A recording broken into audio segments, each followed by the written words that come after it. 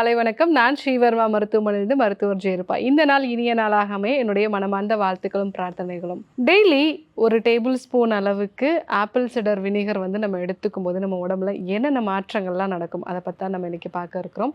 So முக்கியமாக பித்தப்பை கற்களை சரி செய்கிறதுக்கு இந்த ஆப்பிள் சிடர் வினிகரை எப்படி எடுத்துக்கணும் அதையும் வந்து நம்ம இன்றைக்கி பார்க்க இருக்கிறோம். இந்த ஆப்பிள் சிடர் வினிகர் அப்படிங்கிறது வந்து நம்ம காலமாக பயன்படுத்திட்டு வந்த ஒன்று தான். இதில் வந்து இந்த வினிகர் அப்படிங்கிறது அசிட்டிக் ஆசிட் தான். ஸோ இந்த அசிட்டிக் ஆசிட் வந்து நமக்கு செரிமான சக்தியை வந்து இம்ப்ரூவ் பண்ணக்கூடியது. அதே மாதிரி நமக்கு உடம்புல இருக்கக்கூடிய அதிகப்படியான கொலஸ்ட்ராலோட அளவையும் வந்து குறைக்கக்கூடியது. வெயிட் ரிடக்ஷனுக்கும் வந்து இது ஹெல்ப்ஃபுல்லாக இருக்கும். ஸோ முக்கியமாக பித்தப்பையில் வந்து கற்கள் இருக்கக்கூடிய நபர்கள். ஸோ இந்த பித்தப்பையில் வந்து எதனால் கற்கள் வந்து உருவாகுது? ஸோ பித்தப்பையில் இருக்கக்கூடிய அந்த கற்கள் அப்படிங்கிறது வந்து பைல் சால்ஸ் வந்து சேர்ந்து அது வந்து கற்களாக வந்து உருவாகும். ஆனால் நம்ம இந்த பித்த நீர் உருவாகிறது அப்படிங்கிறது நம்மளுடைய கல்லீரல் பகுதியில் தான் வந்து உருவாகும். ஸோ பித்தப்பை அப்படிங்கிறது இந்த பித்த நீரை வந்து ஸ்டோர் பண்ணி வைக்கக்கூடிய ஒரு ஆர்கன் தான். ஸோ அங்கே வந்து அந்த பித்த நீர் வந்து ஸ்டோர் ஆகி எப்பெல்லாம் நம்ம வந்து கொழுப்பு சம்பந்தமான உணவுப் பொருட்கள் நம்ம சாப்பிட்றோமோ அப்போல்லாம் முன் சிறுகுடல் பகுதியில் வந்து இந்த பித்த நீர் வந்து சுரக்க ஆரம்பிக்கும். இந்த பித்த நீரோட வேலை என்ன அப்படின்னா இந்த கொழுப்பு பொருட்களை வந்து கரைச்சி சின்ன ஒரு ஃபேட் கிரானுவல்ஸாக வந்து உருவாக்கும். அதன் மூலமாக நம்ம வந்து அந்த கொழுப்பை வந்து உட்கிரகிச்சு செரிமானம் வந்து பண்ண முடியும். இதுதான் இந்த பித்த நீரோட வேலை. ஆனால் இந்த பித்த நீர் வந்து தொடர்ந்து பித்தப்பையில் வந்து தங்கி இருக்கும் பொழுது அந்த பித்தப்பை வந்து சுருங்கி விரிஞ்சு அந்த பித்த நீரை வெளியேற்ற முடியாத ஒரு நிலை இருக்கும் பொழுது தான் அந்த பித்தப்பையில் வந்து கற்கள் உருவாகும். ஸோ இந்த நிலை எப்பப்பெல்லாம் உருவாகும் அப்படின்னா சர்க்கரை வியாதியினால் பாதிக்கப்படும் பொழுது நமக்கு உடம்புல இருக்கக்கூடிய கார்போஹைட்ரேட், புரோட்டீன், ஃபேட் இந்த மூணோட மெட்டபாலிசமே வந்து பாதிக்கப்படும்.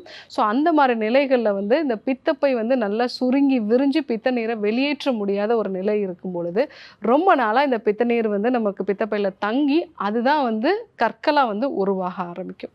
அதே மாதிரி பெண்களுக்கு ஈஸ்ட்ரோஜன் ஹார்மோனோட அளவு வந்து அதிகமாக இருக்குது. ஸோ அவங்களுக்கு இந்த ஃபைப்ராய்ட்ஸ் மாதிரியான பிரச்சனைகள் வந்து இருக்குது அப்படின்னா அவங்களோட இந்த பித்தப்பையும் வந்து சரியான முறையில் வந்து சுருங்கி விரியாது. ஏன்னா அந்த ஈஸ்ட்ரோஜன்கிறது அந்த பித்தப்பை சுருங்கி விரிய தன்மையை வந்து குறைச்சிடும், அதிகப்படியான ஈஸ்ட்ரோஜன். ஸோ அந்த மாதிரி நிலைகள்லையுமே வந்து பித்தப்பையில் வந்து கற்கள் உண்டாகும். அதனால தான் நிறைய பெண்களுக்கு வந்து பார்த்திங்க அப்படின்னா ஒரு ஆரம்ப கட்டத்தில் தைராய்டு மாதிரியான பிரச்சனைகள் வந்து இருக்கும். ஸோ அதுக்கப்புறமா பித்தப்பையில் கற்கள் இருக்கும். நிறைய பேருக்கு அந்த ப்ரெக்னன்சி காலகட்டத்தில் தான் வந்து அந்த பித்தப்பையில் வந்து கற்கள் உண்டாகும். ஸோ எதனாலலாம் வந்து வருதுன்னா இந்த ப்ரெக்னன்சி காலகட்டத்தில் நம்ம உடம்புல ஈஸ்ட்ரோஜன் ஹார்மோன் அளவு வந்து அதிகமாக இருக்கும். அதே மாதிரி டெலிவரிக்கு அப்புறமா நிறைய பேருக்கு வந்து அந்த பித்தப்பையில் கற்கள் வந்து உருவாகிறத பார்க்கலாம். இது எல்லாமே இந்த ஹார்மோன்ஸோட ஒரு சேஞ்சஸ்னால தான் வரும். ஸோ அதனால தான் அர்லியராக வந்து சில பேருக்கு வந்து தைராய்டோ இல்லை வந்து பிசிஓடி மாதிரியான பிரச்சனைகள் இருந்து அதுக்கப்புறமா பித்தப்பையில் வந்து கற்கள் உண்டாகும். ஸோ பித்தப்பையை வந்து அகற்றின பிறகு இன்னும் நிறைய ஹார்மோன் சம்மந்தமான பிரச்சனைகள் வந்து அடுத்தடுத்து வரதை நம்ம பார்க்குறோம்.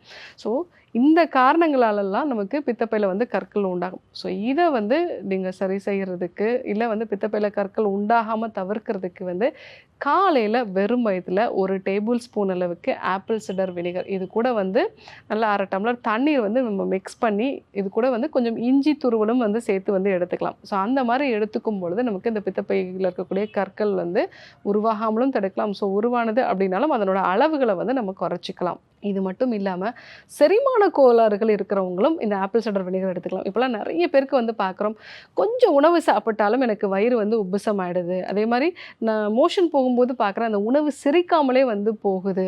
ஸோ இதுக்கெல்லாம் காரணம் நம்ம வயிற்றில் இருக்கக்கூடிய அந்த அமிலத்தோட தன்மை வந்து குறைஞ்சிருது. ஏன்னா நிறைய நம்ம அடிக்கடி வந்து உணவுகள் சாப்பிட்றதோ இல்லை வந்து வயிற்றில் வந்து ஆசிடிட்டி சம்மந்தமான பிரச்சனைகள் இருக்குங்கிறதுக்காக மாத்திரைகள் எடுக்கும் பொழுதோ அந்த ஆசிடோட அளவு வந்து கம்மியாகுது. இதனால் நம்மளால் சத்து பொருட்களை வந்து உட்கிரகிக்க முடியல, சரியான முறையில் செரிமானம் வந்து நடக்காது. ஸோ வயிறு ப்ளோட்டடாக இருக்குது, உப்புசமாக இருக்குது, சரியாக செரிமானம் ஆக மாட்டேங்குது. இந்த மாதிரி பிரச்சனை இருக்கக்கூடிய நபர்கள் வந்து இந்த ஆப்பிள் சிடர் வினிகரை காலையில் வெறும் வயிற்றில் வந்து எடுத்துக்கலாம். தண்ணீர் சேர்த்து இல்லை இஞ்சி பூண்டு சேர்த்து வந்து எடுத்துக்கலாம். அதே மாதிரி உடல் எடையை குறைக்கணும்னு நினைக்கிறவங்களும் இந்த ஆப்பிள் சிடர் வினிகர் எடுத்துக்கும் பொழுது அது வந்து உங்களுக்கு ஒரு சாட்டிட்டியை வந்து கொடுக்கும். அதாவது அந்த பசி உணர்வை வந்து குறைச்சி உங்களுக்கு ஒரு திருப்தியான ஒரு உணர்வை வந்து கொடுக்கும். ஸோ அதற்காகவும் நம்ம வந்து இந்த ஆப்பிள் சிடர் வினிகர் எடுத்துக்கலாம். ஸோ ஆல்ரெடி வந்து இது செரிமானத்தையும் இம்ப்ரூவ் பண்ணுறதுனால உங்களுக்கு உடல் எடையை குறைக்கிறதுக்கு ரொம்பவே வந்து யூஸ்ஃபுல்லாக இருக்கும். ஸோ அது மட்டும் இல்லாமல் இந்த ஆப்பிள் சிடர் வினிகர் அப்படிங்கிறது உங்களோட குடலுக்கு ஒரு நல்ல ஒரு ஹெல்த்தியான ஒரு என்விரான்மெண்ட்டை வந்து கொடுக்கும்.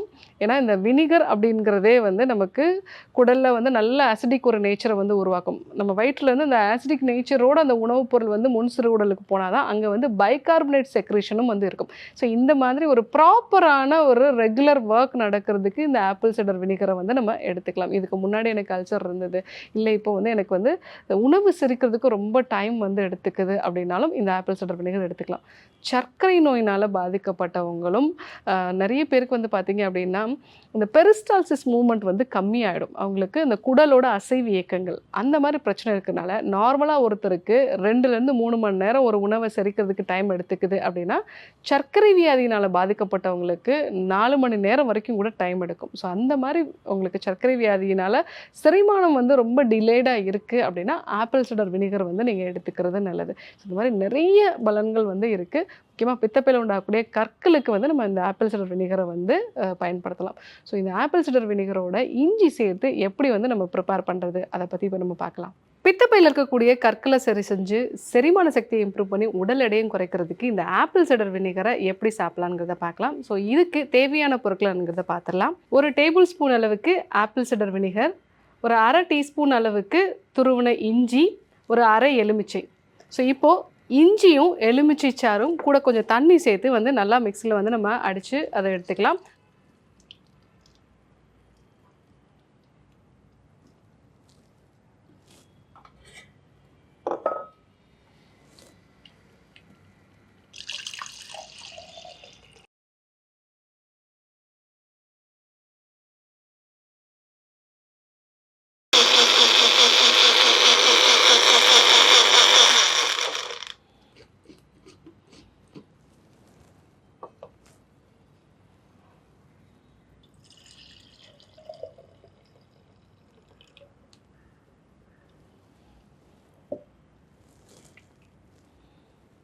அது கூட வந்து ஒரு டேபிள் ஸ்பூன் அளவுக்கு ஆப்பிள் சிடர் வினிகரும் சேர்த்துக்க போகிறோம்.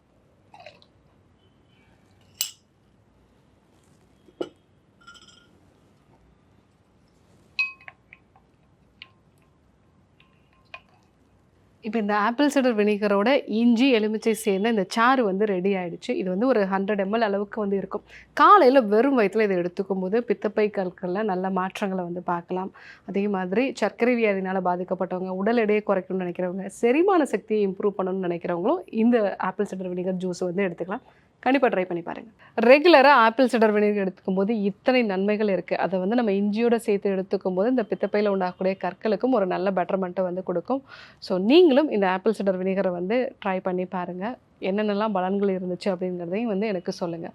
ஸோ இன்றைக்கு இந்த ஆப்பிள் சிடர் வினிகர் வந்து என்னென்னலாம் நன்மைகள் வந்து கொடுக்குது, பித்தப்பையில் கற்கள் வந்து எப்படி உருவாகுது, இந்த ஆப்பிள் சிடர் வினிகரை எடுத்துக்கிறதுனால இன்னும் என்னென்னலாம் பலன்கள் இருக்குது, இதை பற்றிலாம் வந்து நம்ம தெரிஞ்சுக்கிட்டோம். இதே போன்று ஒரு நல்ல தகவலோடு உங்களை சந்திக்கிறோம். நன்றி, வணக்கம்.